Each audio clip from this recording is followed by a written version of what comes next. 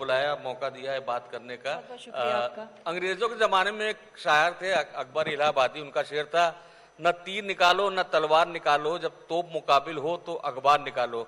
मेरे ख्याल से उस समय बहुत कम अखबार छपा करते थे और ऐसे दौर में उन्होंने जो अखबार है या आज के दौर में उसको मीडिया कह लीजिए, उसके महत्व को समझा। अखबार से बढ़ते बढ़ते हम लोग टीवी पे आए, टीवी के बाद हम डिजिटल पे आ गए और अब सोशल मीडिया भी एक बड़ा हथियार बन गया है सूचनाओं के पहुंचाने का। लेकिन पत्रकारिता का काम केवल सूचना पहुंचाना नहीं है। सूचना तो कोई भी कार्यक्रम, मान लीजिए कोई सरकार है तो वो कोई कार्यक्रम करती है तो उसकी सूचनाएं आप तक पहुंचाती है, लेकिन पत्रकारों का दायित्व है कि उन सूचनाओं में जो बिटवीन द लाइंस है, जो वहां से खबरें उपजती हैं वो कैसी हैं, और एक केवल खबरें ही नहीं बताना, खबरों के अलावा एक माहौल बनाना, ये भी पत्रकारिता का काम है। और तमाम उदाहरण हैं, अगर पुराने समय की बात कीजिए तो बफोर से लेके 2G घोटाला से लेके कोयला घोटाला और तमाम घोटाले जो है वो पत्रकारों ने उजागर किए।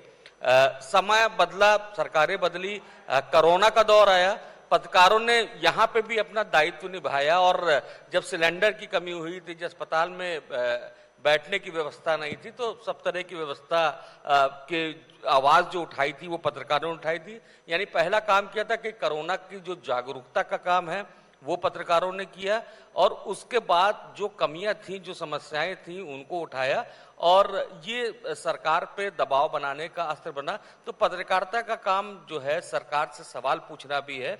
और यहाँ जो सब्जेक्ट रखा गया है, साच को आँच, यानी कि जो सच है उस पर क्या आँच आ रही है, तो इसी पे हम लोग शुरू करते हैं। और गालिब का एक शेर है कि हजारों ख्वाहिशें ऐसी कि हर ख्वाहिश पे दम निकले, बहुत निकले मेरे अरमा मगर फिर भी कम निकले।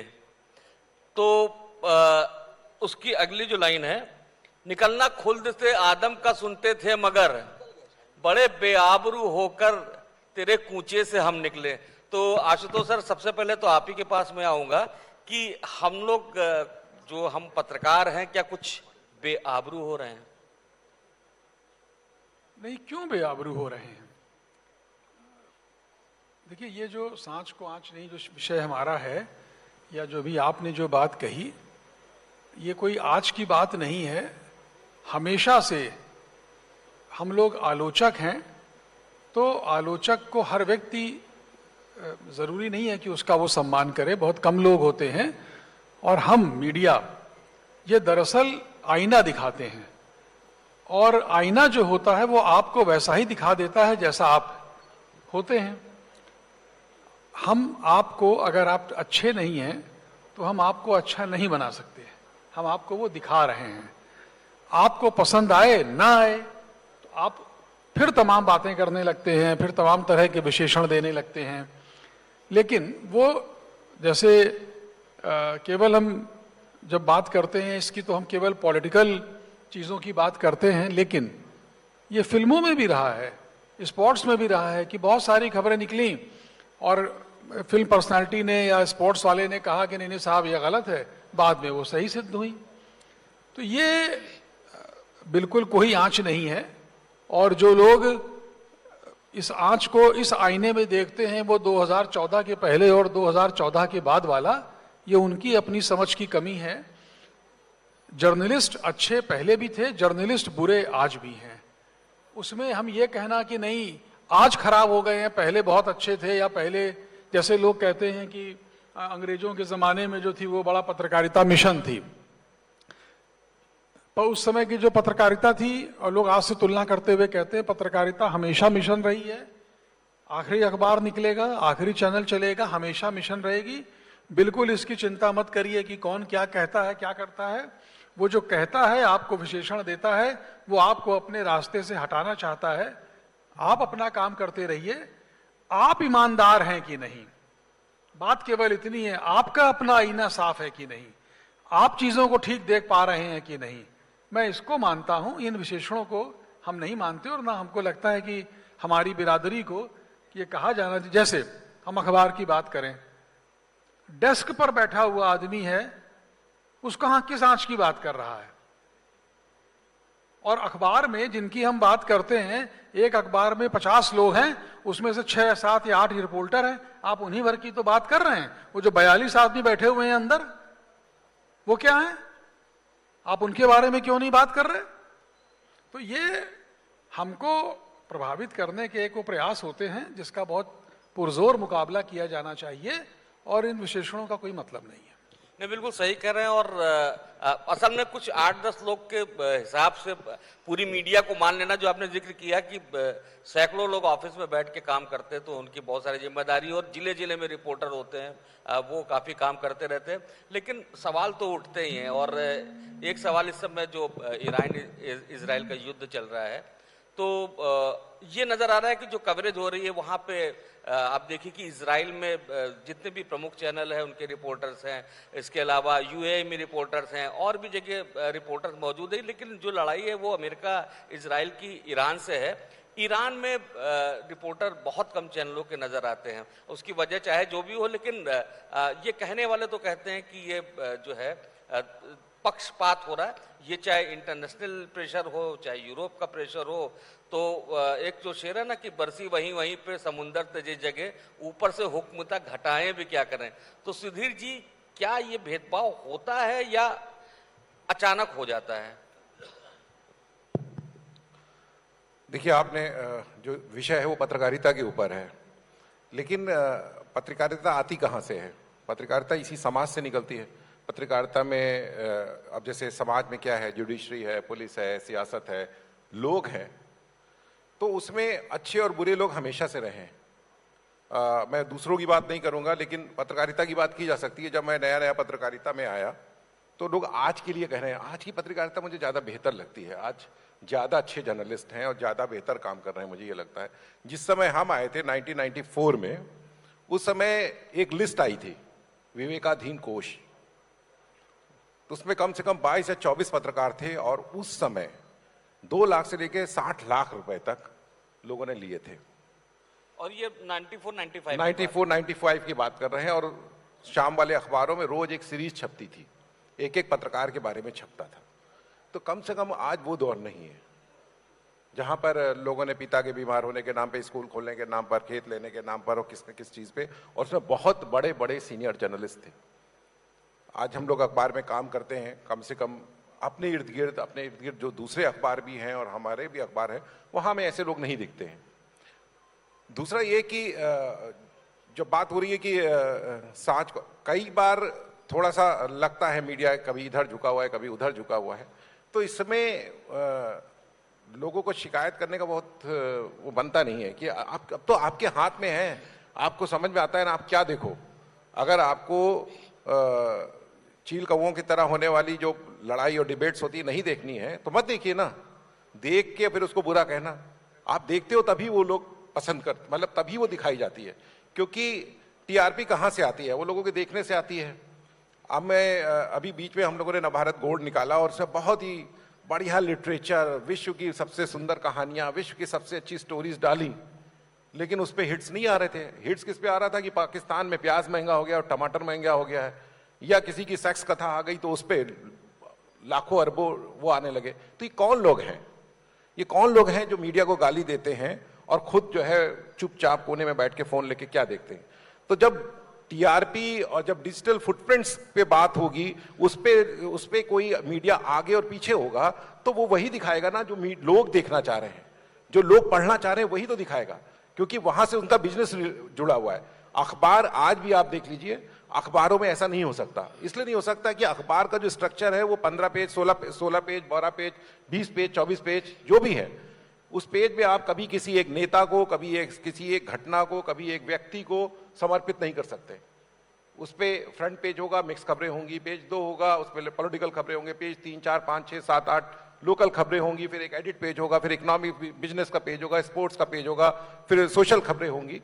तो उसका स्ट्रक्चर ही ऐसा है कि जिसपे कोई सवाल नहीं उठा सकता कि ये भेदभाव कर रहा है, क्योंकि वहां तो सबकी खबर आ रही, सबकी बात हो रही। वो सबके लिए जाके रिपोर्टर हॉस्पिटल्स में जाके, ट्रॉमा सेंटर जहां पे 2 मिनट कोई खड़ा नहीं हो सकता, वहां जाते हैं। रेलवे का प्लेटफॉर्म जहां पे कोई जरूरत ना हो तो कोई जाना नहीं चाहता, वहां जाते हैं, दंगे फसाद में जाते हैं, जहां गोली चलती वहां जाते हैं। पत्रकार तो अपना काम कर ही रहे हैं, लेकिन पत्रकारों का नाम लेके जिन लोगों के ऊपर, पत्रकारों को पत्रकार ही रहने दीजिए, और जो लोग वो काम कर रहे हैं उनको कुछ और कहिए। पत्रकारों को पत्रकारिता पर सवाल नहीं होना चाहिए। नहीं, बिल्कुल सही बात कर रहे हैं, लेकिन ये जो अखबार का काम जब से मैंने पत्रकारिता शुरू की थी आज तक बेहतर और सिस्टमैटिक है और वो प्रॉपरली चलता भी है। समस्या जो परिवर्तन आया, यानी जब से टीवी आया और टीवी के बाद अब डिजिटल प्लेटफॉर्म आ गया और तमाम परिवर्तन होने, जैसे आपने जिक्र किया कि जो हिट्स किसी पे और मिलते हैं तो पत्रकारों पे भी ये दबाव हो जाता है कि वैसी खबरों को भी लेना है, क्योंकि विज्ञापन का भी स्वरूप बदल रहा है। पहले कोई अखबार को विज्ञापन देता था, चैनल को विज्ञापन देता था, अब वो बड़ी बड़ी कंपनियां उसको अपने कंट्रोल में ले रही है, चाहे वो मेटा हो चाहे वो गूगल हो, और वो नंबर्स पे ही आपको एड रेवेन्यू प्रोवाइड कराती हैं। तो एक समस्या तो ये बढ़ती जा रही है और ये एक बड़ी समस्या है, लेकिन कुछ फायदे भी हैं। जैसे कि आज मैं आते आते जो नई तकनीक है एआई पे, मैंने पूछा कि कौन अच्छा पत्रकार है कौन बुरा पत्रकार है, तो मैंने 2 पत्रकार चुने, 2 पक्षों वाले। कोई कुमार करके पत्रकार है, पूरा नाम नहीं बोलूँगा, तो उनका मैंने सर्च किया कि ये फलाने कुमार जो हैं ये कैसे पत्रकार हैं, तो उन्होंने बताया कि बहुत नॉलेज वाले पत्रकार हैं, बहुत पुराने पत्रकार हैं, और एक हिस्सा मानता है कि ये जो है ये बीजेपी विरोध के लिए जाने जाते हैं। फिर इसी तरह एक कोई फलाने चौधरी थे, उनका मैंने सर्च किया तो उनको भी बताया कि बहुत सीनियर पत्रकार हैं और बहुत बड़े पत्रकार हैं, और फिर ये भी बताया कि इनको माना जाता है कि ये बीजेपी के पक्ष के लिए लिखते हैं। तो आने वाले में समय में जो एआई है वो बहुत कंट्रोल करेगा और आपको सच झूठ भी बताने का साधन हो जाएगा। तो हम अच्छे बुरे हैं वो आपके जो पूरा विश्लेषण है, जितनी खबरें पढ़ी उसके आधार पर तय करेगा। अब आते हैं मनोज भाई की तरफ। मनोज जी बेसिकली अखबार से इन्होंने करियर शुरू किया था हम सब की तरह, लेकिन इनकी पहचान टीवी चैनल से ज़्यादा रही है, तो टीवी का सवाल मैं इनसे ही पूछूंगा। और टीवी के साथ साथ जो डिजिटल प्लेटफॉर्म है, एक तो आजकल व्हाट्सएप यूनिवर्सिटी जो कही जाती है, एक व्हाट्सएप समस्या होता जा रहा है जो लोग कहते हैं। इसके अलावा जो फेसबुक है, ट्विटर है और भी प्लेटफॉर्म है, उसमें तमाम तरह की बात होती है कि इसमें कोई भी सड़क छाप आता है, माइक पकड़ लेता है या 4 लाइन लिख देता है, पत्रकार बन जाता है। और एक नया रोग और शुरू हो गया है, आजकल गली कूचे में किसी को भी पकड़ के घसीट के कमरे में बैठा दिया जाता है और उससे पॉडकास्ट होता है। अब कोई एक्सपर्ट है हेल्थ का, उससे पूछ लिया जाएगा कि ईरान में क्या हो रहा है, उस पर वो पूरा ज्ञान देता है। तो ये समस्याएं बहुत फेस कर रहे हैं लोग और बड़ी आलोचना भी हो रही है। आप किस रूप में देख रहे हैं? मुझे लगता है कि जिस वक्त टेलीविजन आया है उससे पहले अखबार थे, और अखबार के सामने एक समस्या ये आई थी कि टेलीविजन तो एक दिन पहले ही वो खबर दिखा दे रहा था, अब एक दिन बाद हम वो छप के जाएंगे तो क्या होगा। लेकिन इन अ लॉन्ग टर्म आखिरकार मुद्दा फंसा आकर क्रेडिबिलिटी का, और क्रेडिबिलिटी अखबार ने जीत ली। बात है सांच को आंच, तो सांच को आंच तो आ चुकी है, 1 महीने की टीआरपी बंद है। इससे पहले पाकिस्तान से जब युद्ध हुआ तो हम कराची जीत चुके थे, इस्लामाबाद कब्जा कर चुके थे, मुनीर को पकड़ चुके थे, सब कुछ तो हो ही चुका था। और तब हम एक बहुत जोरदार सायरन बजाते थे जब ब्लैकआउट के टाइम में, मैं बहुत छोटा था, आशुतोष जी इस बात को से सहमत होंगे, एक सायरन बजता था कि नाउ दिस इज ब्लैकआउट। वो सायरन हर ब्रेकिंग पे बजेगा। बहराइच में भेड़ियों का आतंक होगा और असाइनमेंट जाके अपने रिपोर्टर से कहेगा कि जिस जाल से भेड़िए को पकड़ना है उस जाल में अपने आप को बांध लो और अंदर से पिस्टू करो, वहां से लाइव करो। वो जाल पहने बैठे Deepak Chaurasia, the famous name of Indian media. जब विक्रम लैंडर ऊपर जाता है तो दीपक चौरसिया सिल्वर कलर के कपड़े का और एस्ट्रोनॉट बने खड़े एंकरिंग कर रहे हैं। तमाशा बना रखा है आपने मीडिया का। आप जिनका नाम नहीं ले रहे थे, मैं खुल के उनका नाम ले रहा हूं। मैंने दैनिक जागरण से अपना करियर शुरू किया था, हमें पहली चीज बताई गई थी कि अखबार का सर्कुलेशन कम हो तो स्याही से नहीं तेजाब से लिखो, और अखबार का सर्कुलेशन बहुत ज्यादा हो, क्योंकि हम जागरण में थे, तो स्याही को बचाकर लिखो, क्योंकि एक एक अक्षर पढ़ा जाता है। चोर के बारे में खबर लिखो, लेकिन चोर से जरूर पूछ लो कि क्या तुम चोर हो। लास्ट लाइन में वो बता दे मैं चोर हूं कि नहीं हूं। इस ट्रेनिंग से हम लोग निकले, टीवी में आए, टीवी में करने को हुआ। आज की तारीख में हमको सिर्फ बनना क्या था, हम करेंसी का वो नोट थे जिसमें एक सिल्वर लाइन थी जो यह बताती थी कि हम असली हैं या नकली हैं। कूड़ा घर के सामने से उठ रहा है ये न्यूज नहीं है, कूड़ा 7 दिन से नहीं उठा ये खबर है। उस नोट को हमने क्या हालत कर दी। हम क्या सुधीर चौधरी बनने आए थे यहां पे कि रोज बताएं कि नरेंद्र मोदी ने क्या किया तो योगी आदित्यनाथ ने क्या किया तो भाजपा शासित प्रदेशों में क्या हो रहा है। या हम रवीश कुमार बनने आए थे कि सवेरे उठे आंख खोले मोदी को गाली कहां से देनी है, योगी को गाली कहां से देनी है, भाजपा को गाली कहां से देनी है। हम तो वो सिल्वर लाइन थे, ना हमें एक्सट्रीम लेफ्ट जाना था ना हमें एक्सट्रीम राइट जाना था, हमें तो जर्नलिस्ट बनना था, पर हम बन गए तमाशा। और मैं इसको एक लाइन में कहता हूं, ये मीडिया टेलीविजन नहीं है, इट्स अ न्यूज पोर्न। ये न्यूज पोर्न है। अगर आप खिलवाड़ कर रहे हैं, आप ये बता रहे हैं कि एम्बेसी में इतने राजनयिकों को कब्जा दे दिया गया, जो बात 17 साल पुरानी हो, आज आप उसको खबर दिखाएं, जब आपका रिपोर्टर लाइव में उसको कंडेम करे तो आप कहें इस खबर को हटा लीजिए। कैसे ऐसे हो सकता है? क्या हो रहा है सर? आपने तमाशा बना के रखा हुआ हर चीज को, एंकर बेस सारी चीज हो गई है। आपको बजटिंग करनी थी, आपको लो कॉस्ट टेलीविजन निकालना था, आपने एक मुद्दा चुना, हिंदू मुस्लिम पकड़ लीजिए, शमशान कब्रिस्तान पकड़ लीजिए, पंडित दलित पिछड़ा पकड़ लीजिए, इस पर आइए और सारी डिबेट करिए, डिबेट बेस एक काम चलेगा। तो सर ये करने नहीं आए थे, ना हमें रवीश बनना था ना हमें सुधीर चौधरी बनना था, हमें रिपोर्टर बनना था, हमें पत्रकार बनना था। चाहे वो 12 रिपोर्टर आशुतोष जी वाले हो या 42 लोग जो अंदर बैठ के वहां पे काम कर रहे थे, उन सबको एक रिपोर्टर बनना था, एक पत्रकार बनना था। और पत्रकारिता पे तो आंच आ चुकी है, माफ कीजिएगा, हो सकता है किसी को ये बात खराब लगे, लेकिन पत्रकारिता पर आंच आ चुकी है। और जो मैंने कहा मैं उस पर अडिग हूं, it's not a news business, it's a news porn business. मतलब ये शेर है कि मैं जिस हाल में हूं सनम रहने दो, मैं जिस हाल में हूं सनम रहने दो, चाकू ना पकड़ाओ मुझे, मेरे हाथ में कलम रहने दो। कुछ इस तरह आप इशारा कर रहे हैं। तो उसके आगे बात, नवल जी मैं 1-2 बातें जोड़ूंगा जो उन्होंने कही। क्योंकि पहली बात तो जो आपने कही कि पत्रकार जो है वो निष्पक्ष, पत्रकार हमेशा, पत्रकार जो ये निष्पक्ष कहा जाता है ना, थ्योरी की बात है, पत्रकार का हमेशा एक पक्ष होगा। नगर एक सड़क है, सड़क पर कूड़ा पड़ा है, स्कूल के सामने पड़ा है, मंदिर के सामने शराब की दुकान है, स्कूल के सामने शराब की दुकान है। पत्रकार को अगर करंट नहीं लग रहा कि स्कूल के सामने शराब की दुकान क्यों है, तो पत्रकार नहीं है। अब उसके बाद वो शराब की दुकान हटाने के लिए खबर न लिखे, टीवी पे न चलाए, तो उसका पक्ष हुआ या नहीं हुआ? तो पत्रकार का पक्ष तो होगा ही। ये जो कहा जाता है ना कि निष्पक्ष हो, निष्पक्ष हो, आप हमारे पक्ष से सहमत हैं या नहीं हैं ये आप देखिए। हमारा एक पक्ष होगा, हम उसको कहेंगे, निष्पक्ष कैसे होगा? हमारी एक अखबार जो निकाला जाता है, अखबार में एक दिन में लगभग आप ये मानिए कि 20-22 पेज का अखबार है, मैं उसी का आदमी हूं तो अपने अनुभव से कहूंगा, आप लगभग 100 से 125 खबरें पढ़ते हैं। लेकिन क्या आप ये जानते हैं कि आज 13 तारीख को आपने जो अखबार पढ़ा, कल रात को ट्रैक पर 300 खबरें थी। वो जो 125 खबरें हमने अखबार में दी और उसके लिए हमने वो जो 275 खबरें छोड़ी, 175 खबरें छोड़ी, वो कौन सी खबरें थी?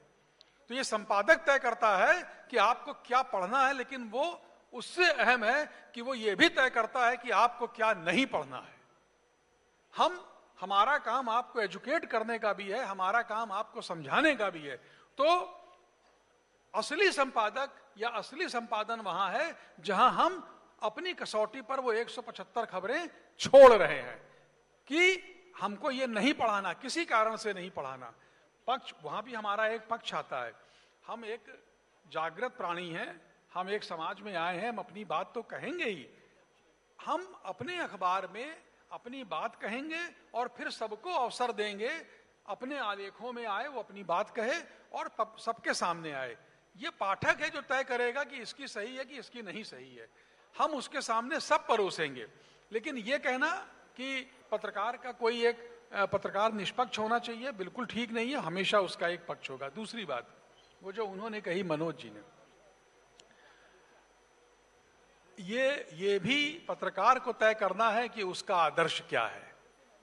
आप अगर सिविल सर्विसेज में नहीं गए हैं, आपने सीपीएमटी नहीं निकाला है, जेई नहीं निकाला है, और अपनी इच्छा से या विवशता में आप पत्रकारिता में आए हैं, तो फिर आपके मन में यह होना चाहिए कि फिर जो बगल वाली कोठी है वो आपकी नहीं होगी, आपके जो आय के संसाधन हैं वो सीमित होंगे और आपको उन्हीं में अपना काम करना है। अगर आप उससे प्रभावित हैं कि नहीं ये कोठी मेरी हो, ये गाड़ी मेरी हो, आपकी तनख्वाह 50,000 है, आप लिमोजिन की कल्पना कैसे कर रहे हैं, इनोवा क्रिस्टा की कल्पना कैसे कर रहे हैं, आप अपनी क्षमता से आगे जा रहे हैं। आप अपनी जो आपकी आय है, जो आपकी मानसिक शैक्षिक योग्यता है, आप उससे अधिक जा रहे हैं, तो आप करप्शन कर रहे हैं, फिर वो उधर जा रहे हैं जो उन्होंने कहा। पर अब हम इसकी बात करें, मैंने पहले कहा अच्छा पत्रकार, बुरा पत्रकार, अच्छे लोग, अच्छा इंजीनियर, भ्रष्ट डॉक्टर, ईमानदार डॉक्टर, नेता। जो सुधीर जी ने कहा, हम कोई टापू से आए लोग नहीं है, यहीं से आए हैं, हमें उन्हीं में काम करना है। अब वो बाकी जो 3 चीजें हैं, 4 चीजें वो कह रही हैं कि नहीं हम ठीक हैं। एक चैप्टर एनसीईआरटी में आया कि जिसमें कहा गया कि नहीं वो सुप्रीम कोर्ट जो है उस पर भ्रष्टाचार का और फिर तमाम बवाल हो गया। बिल्कुल उसको होना चाहिए था सार्वजनिक जीवन में भ्रष्टाचार, फिर वो सबकी बात आती है उसमें। आपने किसी एक को कैसे कर दिया? क्या सार्वजनिक न्यायपालिका को घेरे में लाते हुए एनसीईआरटी में आप ये कहना चाहते हैं कि जो न्यायपालिका जो ये नौकरशाही है ये ईमानदार है? 700-800 जिले हैं पूरे देश में, और आजादी के बाद से आपको इतने डीएम नहीं मिल पाए ईमानदार कि अपना जिला ठीक करके दिखा पाते। बात करते हैं वो सेवा में आने पर कि हमको समाज सेवा करनी है। तो ये भ्रष्टाचार या ईमानदारी या व्यक्ति सापेक्ष है। वो अपना कैसा जीवन सुनता है, उसके माता पिता ने उसको संस्कार कैसे दिए हैं, वो आगे कैसे लेकर के चल रहा है, इस पर निर्भर करता है। भ्रष्ट पत्रकार हैं, अच्छे पत्रकार हैं, हमको अपने इर्द गिर्द कैसे लोग चाहिए। पर इसको भी समझ लीजिए, चिकित्सक, शिक्षक, वकील और पत्रकार अगर ईमानदार है, लोगों से जुड़ा है, तो वो जो सम्मान उसको मिलता है उसका सामना, उसका मुकाबला कोई कर नहीं सकता। ये आपके ऊपर है कि आप उस सम्मान के लिए जिंदा हैं या नहीं, वो आपकी ललक है या नहीं है। आप ये फिर आपके ऊपर, बॉल आपके कोर्ट में है, आपके कोर्ट में है सर कि आप अपना जीवन कैसा चाहते हैं। आप किनको देख करके, आप उन्होंने कुछ नाम लिए, मेरे आदर्श वो नहीं है, और ना मेरे आदर्श वैसे लोग हैं जो अपने को युग कवि कहते हैं, बिल्कुल नहीं है। जनता तय करेगी, पाठ्यक्रम तय करेगा, लोग तय करेंगे कि कौन युग कवि है कौन नहीं है। क्या वहां करप्शन नहीं है कि छोटे छोटे कवियों को मिला करके अपना एक गिरोह बना लिया और पैनल लेकर के जाते हैं और कविता करते हैं? वो भी एक भ्रष्टाचार है। बहुत सही। तो हम ये जब बात करते हैं, सांच को आंच तो बहुत जगह से आ रही है, बहुत समय से आ रही है, लेकिन पत्रकार उसको हमेशा ये ध्यान रखना चाहिए, बस मैं आज सुधीर जी को फिर दे रहा हूं, हमेशा ये ध्यान रखना चाहिए कि आपका जो काम है वो, जैसे इसकी जो गोवर्धन की लड़ाई है वो क्या है?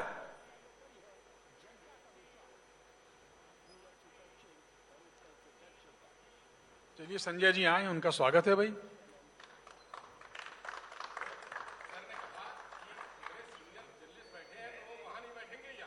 क्या बात है, आइए संजय जी बैठिए। तो बात यह है, हमारा क्या काम है? प्रतीकों में चलिए। गोवर्धन पूजा क्या है? इंद्र है, शक्तिशाली हैं, और कृष्ण सामान्य लोगों के लिए उससे लड़ने को खड़े हो जाते हैं। बस हमारा आदर्श वही होना चाहिए, हमको वो अपने अंदर उतारना चाहिए।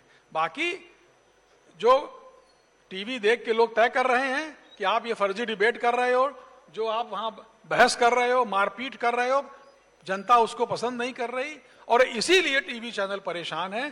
कोई एक टीवी चैनल ऐसा नहीं है जो 15 मिनट के लिए पूरा न्यूज कैप्सूल दिखाता हो, जिसमें रीडर इत्मीनान से बैठ करके, पुराने जमाने में क्यों ऐसा है कि ट्विटर पे अभी मैं देख रहा था कि कुछ पुरानी जो एक अभी न्यूज रीडर थी, उनकी डेथ हुई, और कितने लोगों ने कहा कि नहीं समाचार वाचन तब कला होती थी। किसकी डेथ हुई अभी? माहेश्वरी जी, माहेश्वरी जी की, उनका देहांत हुआ, सरला माहेश्वरी जी का। कि लोगों ने क्यों कहा? अरे यार, आज हम अगर संजय जी का इंटरव्यू कर रहे हैं, यहाँ राजनीति से बैठे हैं, तो हमको ये मानना होगा पत्रकार को कि संजय जी हमसे बड़े हैं। हम संजय जी का इंटरव्यू करने गए हैं, हम संजय जी के ऊपर अपनी बात थोप क्यों रहे हैं? हम क्यों उनके ऊपर चढ़ के अपनी बात कह रहे हैं? ये पता नहीं कौन सी पत्रकारिता और कौन सा इंटरव्यू आ गया है। आपको पत्रकारों को जो यहां बैठे हैं, अगर इंटरव्यू लेना सीखना हो तो सिमी ग्रेवाल से सीखिए। वो हम सब की चाची है। वो जितना बढ़िया, जितनी वो पहले सामने वाले को बहुत इजी करती हैं और फिर देखिए उनके सामने लोग अपना दिल खोल के रख देते हैं, वो अमिताभ रेखा हो या देवानंद हो। Thank you. नहीं, बहुत अच्छा बोला आपने आशुतोष जी। आपने एक बात अच्छी उठाई थी कि जो संपादक है वो अंत में डिसीजन लेता है। कितनी सारी खबरें हैं, इनमें से इतने एक बार में छापना है तो कितनी खबरों को हटाया जाए। तो आप डॉक्टर्स को देखते होंगे कि वो तमाम कोर्सेज करते हैं, बीबीएस के बाद तमाम कोर्सेज करते हैं, तमाम डिग्री होती है। सुधीर जी, आपसे मेरा सवाल है कि जो सीएमईज होती थी डॉक्टर, अभी होती हैं लगातार, कि वो लोग अपडेट होते रहते हैं, उनके आयोजन होते रहते हैं, हम लोग क्या क्यों नहीं होता इस तरह से? ये किसने कहा कि हम लोगों का नहीं होता? अभी 26, 27, 28 को एक उसमें हम नवल जी को लेके जा रहे हैं कि रिन्यूएबल एनर्जी के सेक्टर में क्या होने वाला है। आप जा रहे हो ना उसमें? मैंने आपसे आग्रह किया ना, मैं अपनी पूरी टीम के लोगों से करता हूं। मैंने अपनी टीम में कम से कम 10 साथियों को centre for science and environment और तमाम बड़े जो साइंटिफिक ऑर्गेनाइजेशंस हैं उनकी फेलोशिप दिलवाई। वो सब फेलोशिप कर करके उसमें से 2 लोग एडिटर बन गए हैं। एक चंडीगढ़ अमर उजाला के हैं, एक दैनिक भास्कर जयपुर का एडिटर है। तो वो लोग, अगर हम उनको अपग्रेड नहीं कर रहे होते, हम उनको सिखा नहीं रहे होते, अपग्रेडेशन बहुत जरूरी है। जर्नलिज्म, अब जैसे एआई, मेरा सवाल था कि बहुत ही सीमित है, मतलब जितना मेडिकल में हर डॉक्टर जाता है, इन्वॉल्व होता है, हम लोग के 1-2%। नहीं, देखिए, अब जो ऑर्गेनाइजेशंस हैं, जो मेन स्ट्रीम मीडिया जिसको बोलते हैं, उसमें कोशिश की जाती है कि आप समय समय पर अपग्रेड कर। मैं अपना बताता हूं, मैं अपने करियर का ग्रोथ, मेरा करियर, मैं यहां तक कैसे पहुंचा। मैं साइकिल पे लॉटरी बेचता था, फिर मैं संसार लोक अखबार में आया, इवनिंगर में, फिर प्रतिदिन में काम किया। उसके बाद मैं सहारा में इंटर्नशिप की, फिर जागरण, हिंदुस्तान। कैसे आया मैं यहां तक? अगर मैं सीख नहीं रहा होता। हिंदुस्तान में हमारी ट्रेनिंग कराई गई सिग्मा 6 की। फिर भास्कर में आया तो डेल कार्नेगी का कोर्स हुआ।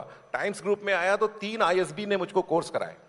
तो जो अच्छे मीडिया ऑर्गेनाइजेशंस हैं वो हमेशा ध्यान रखते हैं कि उनका जर्नलिस्ट ग्रो कर रहा है कि नहीं ग्रो कर रहा है, कि वो वहीं पे लकीर का फकीर बना हुआ है, वो 30 साल पुरानी बातें कर रहा है। आज अगर आर्टिफिशियल इंटेलिजेंस का दौर है, आने वाले समय में सारा कुछ बदल जाना है। इस तरह की डिबेट्स नहीं होंगी, बहुत सारा कुछ चेंज हो जाएगा।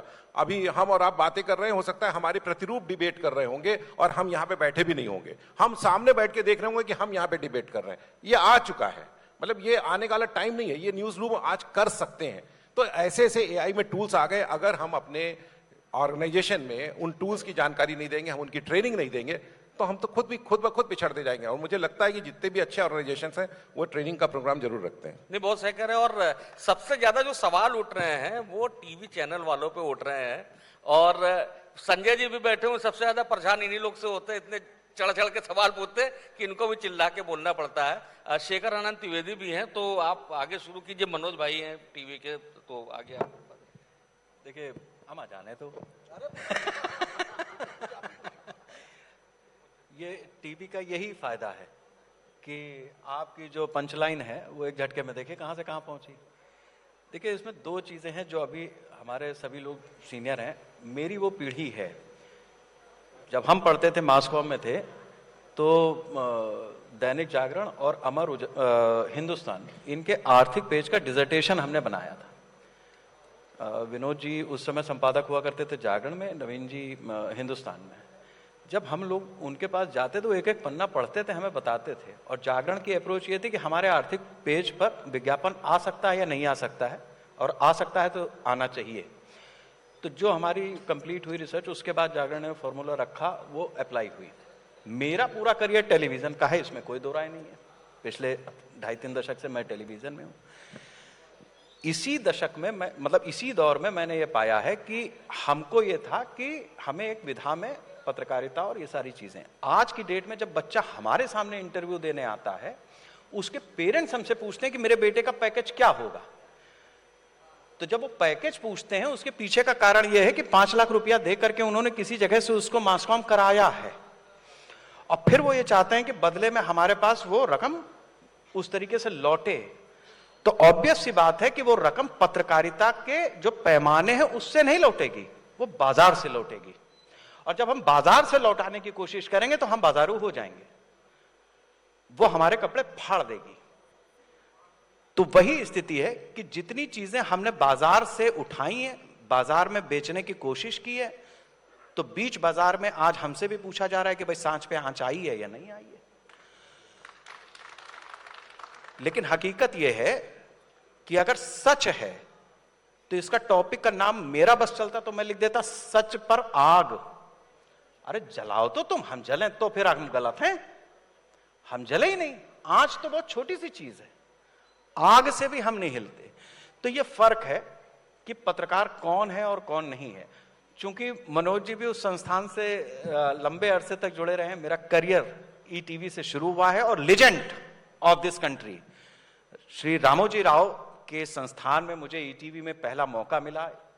उस जगह पर हमने अपने करियर को शुरू किया है और जिस भव्यता को हमने देखा है पत्रकारिता में, जिस कैंपस को हमने देखा है, मैं दावे से कहता हूं कि आज भी हिंदुस्तान के अंदर उस तरीके का कैंपस नहीं है। और जिस तरीके का विजनरी मैन देखा है जर्नलिज्म के लिए, वैसा व्यक्ति भी नहीं है। कैसेट पहुंचते थे बस से, 30 किलोमीटर पर 2 MB लाइन होनी चाहिए, 60 किलोमीटर पर 2 MB लाइन होनी चाहिए। यह रामोजी राव साहब का विजन था। रिपोर्टर्स को हर दूसरे तीसरे महीने बुला करके, जो बात अभी हो रही थी, मीटिंग होती थी। और वो ईटीवी, जिस ईटीवी को हमने शुरू किया था, आज का टीवी 18 नहीं, वो ईटीवी जिसमें रामोजी राव का जुड़ाव था, वहां से हमने चलना शुरू किया था। और आज जहां पर हम खड़े हैं मनोज जी, इस दौर में आपने भी बहुत लंबा अरसा देखा होगा कि जहां जहां पतन हुआ है, जिस तरीके से पतन हुआ है, उसका अकेला हिस्सा केवल इस समय की पत्रकारिता को नहीं दिया जा सकता। बिल्कुल ठीक है। मैं भी एक छोटी सी बात कहना चाहता हूं। जैसे अभी संजय सिंह जी की एक बात कही गई कि इनको दिक्कत है, इनको सबसे ज्यादा परेशानी होती है कहना। इनको दिक्कत नहीं है, ये डॉक्टर है, ये बता रहे हैं कि आपके रीढ़ में जो L4 L5 है वो कमजोर हो चुकी है। आप इसको समझने की कोशिश कीजिए, आपकी रीढ़ कमजोर हो गई है। ऐसा नहीं कि गोयनका जी के प्रेस पे ताला इंदिरा गांधी ने नहीं लगवाया था, लगवाया था।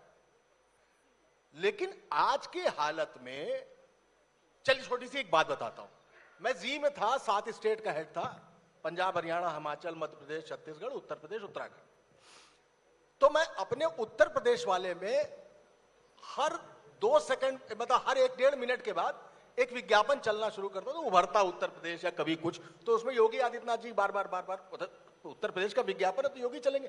लेकिन उसके स्पॉट्स इतने ज्यादा थे कि खबर कम चलती थी, विज्ञापन ज्यादा लगते थे। एक बार योगी जी ने बुलाया मकर संक्रांति पर खिचड़ी भोज, तो शिशिर सिंह जी थे, वो मतलब सूचना में उस समय हेड करते थे। तो हम लोग बैठे थे, तो ऐसे महाराज बैठे थे, सब लोग बैठे थे, तो उन्होंने कहा कि NRHM कांड में मनोज भाई दहाड़ते थे, इन्होंने ये कर दिया, वो कर दिया, फलानी चीज हम लोग देखते थे। अब लेकिन ऐसा नहीं होता है। तो महाराज जी बोले हाँ, थोड़ा सा कुछ ह्रास तो आया है। तो मैंने उनसे कहा कि जब मैं न्यूज रूम में घुसता हूं तो वहां VCO टेलीविजन लगे होते हैं, सब पे अलग अलग चैनल चल रहे होते हैं। तो महाराज जब मैं अपना टेलीविजन देख रहा होता हूं यूपी वाले में, तो मैं भ्रमित हो जाता हूं कि खबर चल रही है या विज्ञापन चल रहा है। आप समझ रहे हैं मैं क्या कहना चाह रहा हूं? समझ इतना ज्यादा विज्ञापन का विजुअल है। उस विज्ञापन के जोर में जो स्ट्रिंगर या अखबार में जो अंशकालिक प्रतिनिधि कहलाता था, जो हमारे लिए खबर लाता था, आज उसको होली, दिवाली, ईद, 15 अगस्त, 26 जनवरी को टारगेट दिया जाता है कि आपको यहां से पैसा लाना है। चुनाव के दौरान उनको प्रत्याशियों का टारगेट दिया जाता है। और मैं ऐसी टीम का हेड रह चुका हूं। और जी न्यूज जैसे मंच पर 1200 करोड़ का ऐसा प्रोग्राम पूरा बनाया गया था, जिसमें स्ट्रिंगर लेवल पर पंजाब, उत्तराखंड और उत्तर प्रदेश में एक साथ चुनाव लड़े जा रहे थे। और यह तय था कि एक साथ एक सीट पर 4 प्रत्याशियों से 25-25 लाख रुपए लेने हैं। देखिए, मेरी समस्या यही है कि मैं बोलूंगा साफ, उससे 1200, मैंने कहा साहब क्या कर रहे हैं, ऐसा हो नहीं पाएगा। इसमें 12 करोड़ रुपए नहीं आने हैं। जिद हो गई, मुझे इस्तीफा देना पड़ा। मैंने इस्तीफा दे दिया, लेकिन अपने नोटिस पीरियड को सर्व करते करते जब वो क्लोज हुआ पूरा महीना, साहब 85 लाख रुपए आया था उसमें। अब आप समझ लीजिए कि क्या स्थिति है मीडिया की। मैं जी जैसे संस्थान की बात कर रहा हूं आपसे। मैं नेटवर्क 18 में काम कर रहा था, गोरखपुर में 64 बच्चे मरे थे। 1 मिनट बाद फोन आया था कि खबर उतार लीजिए। सिर्फ सरकार से नहीं, मेरे हायर मैनेजमेंट बॉम्बे से भी आया था। क्या करूं, खबर नहीं उतारी, कैसे उतारूं? 64 बच्चे। मैं ये नहीं कह रहा हूं कि योगी आदित्यनाथ थे तो ऐसा हो गया, अखिलेश यादव होते तो ऐसा। अखिलेश यादव के समय में मुजफ्फरनगर में जब दंगे हो रहे थे, बहुत सारी खबर रोकने को कहा जाता था, नहीं कहा जाता था क्या? क्या मायावती के समय में बहुत सारी खबरें रोकने को नहीं कहा जाता? मीडिया को यह चीज फेस करनी पड़ती। हम शायद इंडिविजुअल की बात कर रहे हैं, हम पूरे एक आउटपुट की बात कर रहे हैं। अगर चौथे खंबे की बात करेंगे, जो अनसीन है, जो दिखता नहीं है, उस चौथे खंबे की ईंटों के बारे में बात नहीं हो रही है, उस पूरे खंबे के बारे में बात हो रही है। बात है पत्रकारिता की, पत्रकार की नहीं हो रही है। ये सारे पत्रकार मिलके जो आउटपुट देते हैं वो पत्रकारिता है।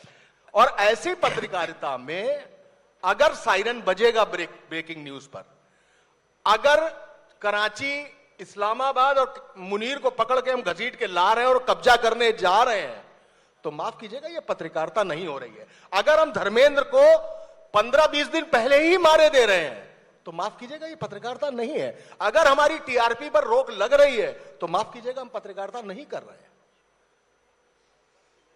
बिल्कुल साफ बात है। और ह्रास आया है, बुरी तरह आया है।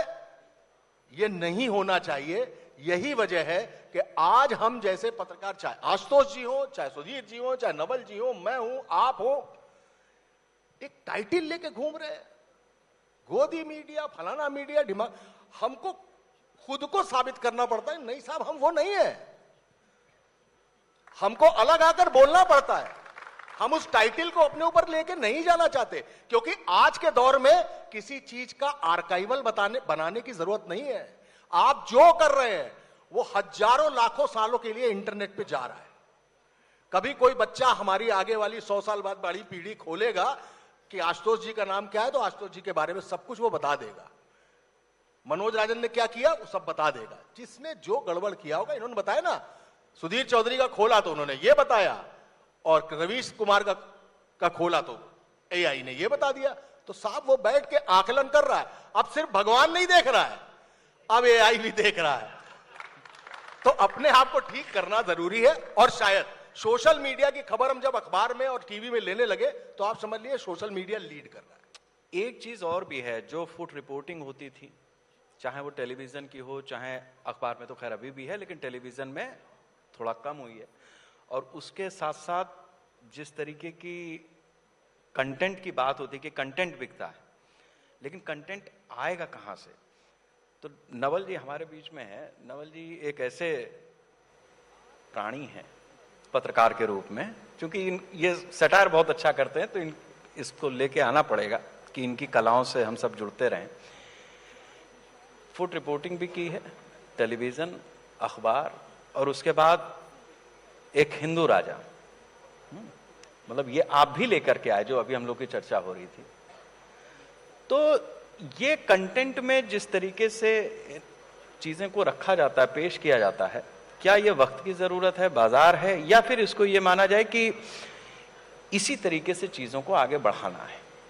अभी देखिए, ये सीएमई की बात हुई थी कि जैसे मेडिकल में होता है, हम लोग को भी अपडेट करना पड़ेगा। आज का दौर बदल गया है। हमको अपना प्रोडक्ट वो लोग देखें, वहां तक पहुंचे, और उसके लिए हमको अपनी भाषा भी चेंज करनी पड़ेगी, उसको उस हिसाब से अपडेट करना। जैसे सोशल मीडिया की बात है, आपको उदाहरण दूं कि पीलीभीत में एक महिला को डॉक्टर ने बता दिया कि ये मर गई है। अब वो जब मर गई है तो उसका पति उसको एम्बुलेंस में लेके चला, और एम्बुलेंस में लेके चला तो उसने कहा कि भाई अंतिम संस्कार की तैयारी करो। और रास्ते में सड़क पे गड्ढा था, उस गड्ढे में एम्बुलेंस घुस गई, और वो जो जिस महिला को कहा गया था कि ब्रेन डेड हो चुका है, वो बच गई। तो ये एक बड़ी खबर है, इस खबर को बदलने का अंदाज है। आजकल बड़े प्रेशर रहते हैं कि खबर ऐसे ना चलो वैसे ना चलो, तो हम तो तारीफ कर रहे थे कि नहीं सरकार ने बहुत अच्छी व्यवस्था कर रखी है, सड़कों में गड्ढे लोग कहते हैं हटने चाहिए, लेकिन अगर है तो बहुत अच्छी चीज है, वहां से जान भी बच सकती है। तो इस बहाने सटायर के जरिए बहुत सारी बात कही जा सकती है, और ये जो दबाव है वो सच्चा दबाव है। देखिए कोई भी कितना बोले, विज्ञापन तो चाहिए, उसी से आपको भी तनख्वाह मिलती है और कोई संस्थान भी चलता है, तो वो प्रेशर भी रहता है, उससे भी निकलना होता है। लेकिन हम पत्रकार का काम क्या है, हम लोग का काम है कि खबर को किसी भी तरह घुमा करके, और इसी जो नेता लोग होते हैं ना, पत्रकारों की इज्जत केवल इसलिए करते हैं क्योंकि उनको पता है कि इसके पास बुद्धि है, खबर को घुमा के भी दे सकता है। तो ये जो क्षमता हम अपनी खत्म करते जा रहे हैं, इसको बना के रखना है। और एक उदाहरण अब आपको और दूंगा कि जिस तरह से बात हो रही थी ना कि एक मशरूम हम लोग चारों तरफ उगा चुके हैं। जैसे मैं एक चैनल में था और वहां पे मैंने मालिक से कहा कि देखिए स्ट्रिंगर्स को तनख्वाह आप जानते हैं कि बहुत कम जगह दी जाती है, तो मैंने कहा कि देखिए मैं यहाँ पे हेड जरूर करूंगा, लेकिन स्ट्रिंगर की तनख्वाह सबकी जानी चाहिए। उन्होंने कहा जाएगी 1 महीना 2 महीना, तीसरे महीने में उनको किसी सुझाव दिया कि फ्री में काम कर सकते हैं, तो वो मुझसे कहे कि नहीं ऐसा हो सकता है। मैंने कहा नहीं ऐसा नहीं हो सकता, आप उसको कंटिन्यू रखिए। फिर क्या किया उन्होंने, तनख्वाह डिले की, और तनख्वाह जो डिले हुई तो फिर मुझ पे कई स्ट्रिंगर्स का फोन आया कि सर मेरे पास पैसा नहीं आया। मैंने तुरंत उससे कहा कि पैसा नहीं है, आप नौकरी छोड़ दो। लेकिन एक भी बंदे ने नौकरी नहीं छोड़ी। फिर मालिक ने कहा देखिए ये तो आप जबरदस्ती पैसा दिलवा रहे थे। तो हम लोग को अपने को चेक भी करना होगा कैसे सुधार हो सकती है, और खबरों का प्रेजेंटेशन आज के दौर के हिसाब से बदलना ही पड़ेगा, नहीं तो फिर राखी सावंती देखी जाएगी। असली खबरों को दिखाने के लिए उसका टेस्ट और मूड बदलना होगा। सुधीर जी, ये जो बात अभी नवल जी ने कही और आशुतोष जी ने जो बात कही, मैंने खुद या मनोज जी ने जो बात कही, ये है, लेकिन चीजें विरोधाभासी हो रही हैं। हम चाहते हैं कि आप अपने इसमें थोड़े से संपादकीय पुट डालें और एक संतुलन निकले कि हमें बाजार, मतलब एक समय पे मालिक ही देखता था, प्रेशर सरकार की तरफ से आया तो मालिक जाने, लेकिन आज जो मालिक है वही सरकार भी है, कई जगहों पे ऐसा है। तो ऐसी स्थिति में ये जो डिसबैलेंस है सिस्टम, पत्रकार होना अपनी तरह की एक चीज है, लेकिन हम आजादी की लड़ाई तो लड़ नहीं रहे हैं कि वरना गणेश शंकर विद्यार्थी की तरह झोला लटकाएं चले। हमें भी चाहिए साहब, चाहिए तो है ही है, और हमने वो कंपटीशन भी नहीं बीट किया जो आपने बात की। हमने यूपीएससी का एग्जाम नहीं दिया, हमें जर्नलिज्म बनना था, हम जर्नलिस्ट बने। लेकिन अच्छी एजुकेशन हमारे बच्चे को भी मिले, हमें भी अच्छा हेल्थ सिस्टम मिले, इसके लिए हमारी पिछली पत्रकारों की जो पीढ़ियां थी वो भी सरकार की आंखें खोल रही थी, और हम भी खोल रहे हैं। सुबह से कई महानुभाव आए जो आगे सरकार चलाएंगे, वो भी कह रहे हैं कि सब गड़बड़ है, हम सही करेंगे। तो ये रास्ता तो निकल नहीं रहा है। देखिए रास्ते बिल्कुल बदलने वाले हैं, एकदम चेंज हो जाने वाले हैं। अभी तक क्या था कि कुछ चंद मीडिया ऑर्गेनाइजेशंस होते थे और वो रन करते थे और अखबार निकलते थे, टीवी चैनल चलते थे। और दूसरा जो स्थिति अब तक की भी जो स्थिति थी उसके लिए लोग काफी हद तक जिम्मेदार हैं। क्योंकि मैं अखबार में हूँ, कई अखबारों में काम किया, तो मुझे पता है जब अखबार का दाम 50 पैसे बढ़ता है तो 10,000 सर्कुलेशन घट जाता है। लोगों को फ्री चाहिए, मुफ्त चाहिए। मुफ्तखोरी इस देश में इतनी बढ़ गई है कि वो वोट भी कुछ लेके ही दे रहे हैं। मतलब ये जो हमारे यहाँ प्रवृत्ति बढ़ी है कि हमें कुछ भी चाहिए तो उसकी हमें कीमत चाहिए। और आप न्यूज़ चाहते हो, आप खबरें चाहते हो, लेकिन आप उसका पैसा नहीं देना चाहते हो। आप 10 रुपए का पान मसाले खा के थूक सकते हो, लेकिन 5 रुपए का अखबार नहीं खरीदना चाहते हो। कई लोग हैं, बड़े बड़े ब्यूरोक्रेट्स हैं, वो कहते हैं वो आप अपनी एक कॉपी मुझे भिजवा दीजिए। बताइए ये कौन सी प्रवृत्ति? आप फ्री का मीडिया क्यों चाहते हो? जब फ्री में आप चाहोगे, जब आप कम पैसों में चाहोगे तो आपको ऐसी ही चीजें मिलेंगी। खैर अब तो वो जो पूरा सिनेरियो था वही पूरा बदलने वाला है। मीडिया अब लोगों के हाथ में आ गया है, बस उसके ऊपर एडिटर नहीं होता है। तो धीरे धीरे ये सारी चीजें चेंज होंगी। अब हर हाथ में कैमरा है, कहीं थाने में कोई दिखा दे रहा है, कहीं कोई ट्रेन के अंदर कर रहा है, कोई अस्पताल के अंदर घटनाएं दिखा रहा है, कहीं कोई घूसखोरी कर रहा है, कहीं कोई बदतमीजी कर रहा है। सब कुछ अब आपको दिखाई पड़ रहा है। दूसरा उसके बाद आर्टिफिशियल इंटेलिजेंस आ रहा है। जैसा कि मैंने अभी आपको बताया था कि आप बैठे हो या ना बैठे हो, आप हो या ना हो, आपने अपना एक वीडियो और अपना वो डाल दिया, उसने समझ लिया, आपने स्क्रिप्ट भेजी, आपको वो दिखा रहा है। तो अब तो पूरा सीनेरियो ही चेंज होने वाला है और ये टेक्नोलॉजी बेस्ड होने वाला है। और ये आपके कैलिबर पे और आपकी क्षमताओं पर और आपकी स्किल पे डिपेंड करता है कि आप कितना अपने श्रोता को या दर्शक को या पाठक को समझ पा रहे हो। तो जो ये समझ जिन लोगों में होगी वो आगे ग्रो करेंगे, आगे बढ़ेंगे। और कोई आदर्श जैसी चीज बिल्कुल नहीं होगी, क्योंकि जो जिस समाज से हम आ रहे हैं वही आइडियल नहीं है, वही वो चीजें दिखाई जो जा रही है वो वही पसंद कर रहा है, इसलिए ऐसी चीजें हो रही हैं। बिल्कुल, इसमें कोई दो राय नहीं। मैं पहली बात तो जब हम पत्रकारों की बात, जर्नलिज्म की बात कर रहे हैं, तो आप किसी एक यह उसके साथ में क्यों नहीं समझ पा रहे हैं कि हमारा जो काम है वो हमारे साथ समय के दूसरे घंटे लाएगा, दूसरे तरह की मुश्किलें लाएगा। मुझे लगभग 4 दशक हो रहे हैं, ठीक है, 39 साल करीब। मैं रात में आज भी 2-2:30 बजे सोता हूँ। कुंभ में घटना होती है तो घर से भाग के दफ्तर जाता हूँ, सवेरे जल्दी उठता हूँ, अखबार पढ़ता हूँ, करता हूँ। मेरी शादी हुई, मेरी पत्नी ने कहा कि बताओ कहीं जाने का समय, तुम तो ऑफिस में रहते हो शाम को, हम उसकी कहीं और वो कर। हमने जब इस नौकरी को लिया, किसी सैनिक ने एक सेना में भर्ती हुआ तो वो ये कह देगा कि साहब मैं फ्रंट पे नहीं जाऊंगा। हमने इस नौकरी को लिया है, इसकी अच्छाइयां और बुराइयां समझते हुए लिया है, तो फिर हम ये कहने के अधिकारी नहीं रह जाते कि हमारे काम के घंटे कैसे हैं। छोड़ दीजिए, मत कीजिए, दुकान लगाइए, कोई और काम कीजिए। लेकिन आप अगर इसमें आए हैं, ये और अभी जो बात हो रही, जैसे हमारे यहाँ हम एक मंडे मीटिंग होती है, वो हम इसके अलावा हम कभी एक नेशनल फिगर को लाते हैं जो बात करता है, कभी और तरीके से करते हैं। लेकिन हम किसी भी तरीके से करें, हम किसी को जबरन पढ़ा नहीं सकते। अगर उसको पढ़ना है तो ही वो पढ़ेगा, अगर उसे नहीं पढ़ना है तो वो नहीं पढ़ेगा। हमारी नौकरी में भी यही है। और जिसको सबसे ज्यादा पढ़ना चाहिए, मास्टरों को और पत्रकारों को, दोनों सबसे कम पढ़ रहे हैं। ये एक समस्या है, एक चुनौती है। किसी के घर में आप जाइए, बच्चा पढ़ नहीं रहा है, तो वो अगर वो नहीं पढ़ रहा है तो पत्रकारिता में भी आएगी।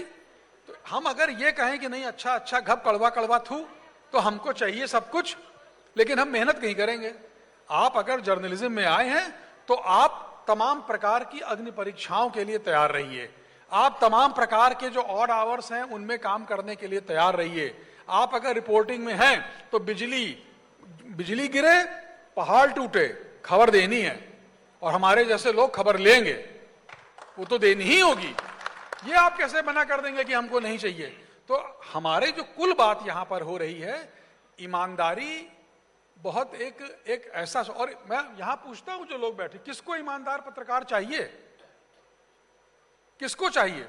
आप ईमानदार पत्रकार के बारे में पीछे ये कहते हैं, हाँ यार ठीक है, लेकिन आप समाज में लोग उसकी गाड़ी से प्रभावित होते हैं, वो दिल्ली से लेके लखनऊ से लेके कहीं, जो बहुत बड़ी गाड़ी से पत्रकार आता है, जो साथ में सिक्योरिटी के 4 आदमी लेकर के चलता है। आप किसकी बात कर रहे हैं? हम भी तो यहीं से आ रहे हैं। तो मैं अगर ईमानदार रहना चाहता हूं तो ये मेरी इच्छा है। मैं अगर नहीं रहना चाहता हूं, मैं दलाली करना चाहता हूं, तो ये भी मेरी इच्छा है। मैंने दोनों में से किसी एक को चुनना है। हम ये कहें कि यह संस्थागत रूप से सर नहीं होगा, यह व्यक्ति के तौर पे होगा। खबर हमारे यहां जैसे मान लीजिए अगर एक कॉलम सेंटीमीटर में बात होती है, हमारे यहां यह तय है कि हमको इतने कॉलम विज्ञापन हमारा जो है वो अब कंट्री में है, और इतना यहां पर हमको 120 कॉलम पढ़ाना है, हम पन्ने बढ़ा देंगे, हम आपको 120 कॉलम देंगे, उसमें हमारी कोई कमी नहीं है। तो ये तो हमको देखना है कि हम समाज में अपने को किस रूप में पेश करते हैं। और एक संपादक अपने अखबार का अक्स होता है। आप संपादक को देख लीजिए, आप कल्पना कर लीजिएगा कि उसका अखबार कैसा होगा। जैसे फिल्म डायरेक्टर्स मीडियम है, वैसे ही अखबार भी एडिटर्स मीडियम है। हमारा उठना बैठना, चलना, घूमना, बात करना, बोलना, वही सब अखबार में आएगा। मैंने आपसे कहा कि 300 खबरें हमारी कल ट्रैक पर थी, 125 आई, 175 हमने छोड़ी कौन सी? वो तय जब हम कर रहे हैं, वो ज्यादा महत्वपूर्ण, छोड़ना लेने से ज्यादा महत्वपूर्ण है कि हमने क्या सोचा कि क्या नहीं पढ़ाएंगे। ये जनता तय करे कि उसको भाजपा चाहिए कि आम आदमी चाहिए कि कांग्रेस चाहिए कि सपा चाहिए। हमारा काम सबको एक जगह देना है, बस इतना केवल है। और अगर भ्रष्ट इंजीनियर है, भ्रष्ट नेता है, भ्रष्ट डॉक्टर है, भ्रष्ट वकील है, तो पत्रकार भी भ्रष्ट है। हमारी चिंता यहां बैठे हुए हैं तो एक चिंता ये जरूर है कि पत्रकारिता ठीक होनी चाहिए, पर उसको ठीक करने का काम सबसे पहले जो लोग यहां बैठे हुए मंच पर हैं उन्हें अपने को ठीक करना है। हम बिल्कुल। अपने को ठीक करें, फिर दूसरे से कहेंगे। बिल्कुल, आज की खबर के इस हिस्से में, इस सेशन में इतनी बात तो सभी संपादकों के साथ में चर्चा में साफ हो गई है कि आज की खबर, सबसे बड़ी खबर आज यही है कि हम भारत के लोग 150 करोड़, हर व्यक्ति उसके अंदर, हर जीवन में 150 करोड़ लोगों में अपनी तरह की एक आंच है। अपनी सांच को उस आंच पर परखते रहिए। जिस दिन आपका सच आपको हां कहता रहे, जब तक आपकी आंच पर वो जिंदा रहे, तब तक ये मान लीजिए कि आज की खबर भी जिंदा है। बहुत बहुत धन्यवाद सभी। आखिरी एक बात कहता हूं आपसे, माफ कीजिएगा, जरूरी है। आप सबसे बड़े निर्णायक हैं। आपको पता लग जाएगा कि कौन सा व्यक्ति कैसा है। हर व्यक्ति से पता लग जाता है। जैसे आशुतोष जी ने बिल्कुल सही बात कही। आप कभी भी किसी भी प्रदेश के किसी भी शहर के सूचना कार्यालय में पहुंचकर आप देख सकते हैं कि फाइलों के लिए कितने लोग खड़े हुए हैं और कितने लोग फाइलों के लिए नहीं जा रहे हैं। जिसकी कलम में आपको तेजी दिखाई दे, आप समझ लीजिएगा कि उसके अंदर दम है और वो खम ठोक के लिख रहा है। जिसकी आवाज में आपको बुलंदी सुनाई दे, तो आप समझ लीजिएगा कि उस आदमी की रीढ़ अभी भी मजबूत है, बोन मैरो सही चल रहा है। बिल्कुल साहब, मैं आशुतोष जी की बात से बिल्कुल सहमत हूं। इस दौर में सबसे बड़ी जरूरत है, इस दौर में नहीं, उस दौर में भी रही होगी क्योंकि मैं छोटा था, इस दौर में सबसे बड़ी जरूरत है दम, खम और हड्डी। ये मजबूत है तो सब कुछ चलता रहेगा, आपको ईमानदार पत्रकारिता मिलती रहेगी। और नहीं करेंगे तो सिटीजन जर्नलिस्ट सामने खड़ा है, यूट्यूब चैनल आ गए हैं, सोशल मीडिया हो गई है, निराश होने की जरूरत नहीं है। खबर तो आपको कोई छुपा ही नहीं सकता। कोई खबर, कोई भ्रष्टाचार, कोई घोटाला, व्यक्तिगत भी, जैसे उन्होंने कहा सार्वजनिक जीवन में हमको ईमानदार होना चाहिए। तो अगर कोई पत्रकार भी भ्रष्ट है, वो भी सोशल मीडिया पे साफ आपको दिखाई देगा, आपको पता लग जाएगा। बहुत बहुत धन्यवाद।